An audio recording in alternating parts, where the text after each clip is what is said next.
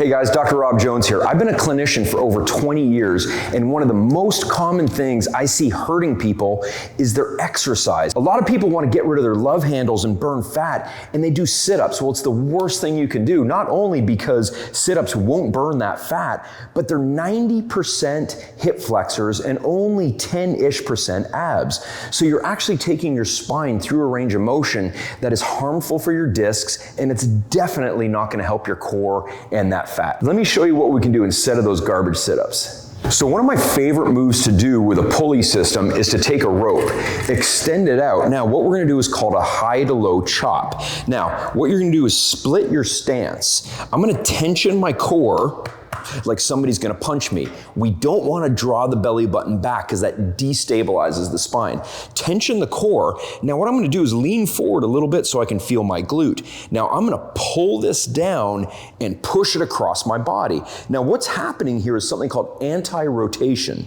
As the cable's trying to rotate me back, I'm having to use my core like crazy to prevent that from pulling me back in that direction. So I'm gonna do multiple reps on this side until I fatigue, and then I'm gonna switch sides. That's number one. Number two is I'm gonna take that same rope. Now what I'm gonna do is I'm gonna kneel down on the ground, and what I'm gonna make sure I don't do is round my spine this way, because at my age, that's gonna irritate my discs. Now what I'm gonna do is I'm gonna push my hands away from me. I'm gonna tighten my core like crazy, simultaneously push my hips back as the ropes come down. Now there's not much happening here, but watch this. This is great.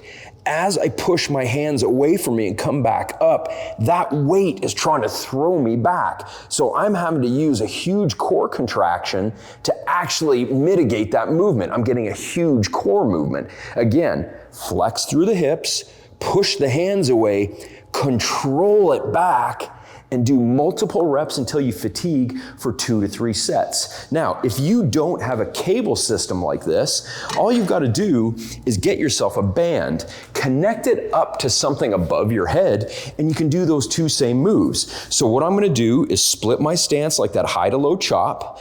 I'm gonna pull and push away, and again, resist the band from pulling me back. I'm getting a huge core effort through my obliques and abs.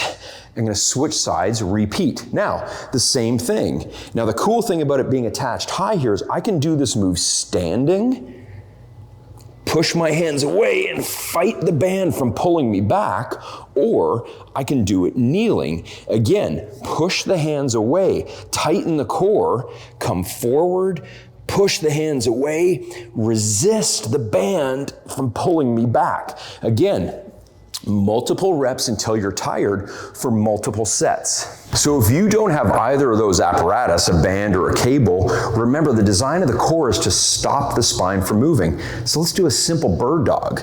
All you have to do is go down to your hands and knees, find a lumbar neutral position, extend your leg, extend your arm. Now hold yourself in this position. Gravity's trying to pull me down this way, so my core is working to keep me upright. Gravity's trying to pull me here, so my core is having to keep me upright. Hold this for as long as you can, 5, 10, 15 seconds. Touch the ground, repeat until you fatigue. Do the same thing on the other side. If you're pretty strong and that's too hard, go down and do a simple plank. And you can do so many variations. Again, tighten the core. Don't pull your belly button back. You can be into this position. You can be into this position. You can roll to one side to get to your obliques. Come back to the plank.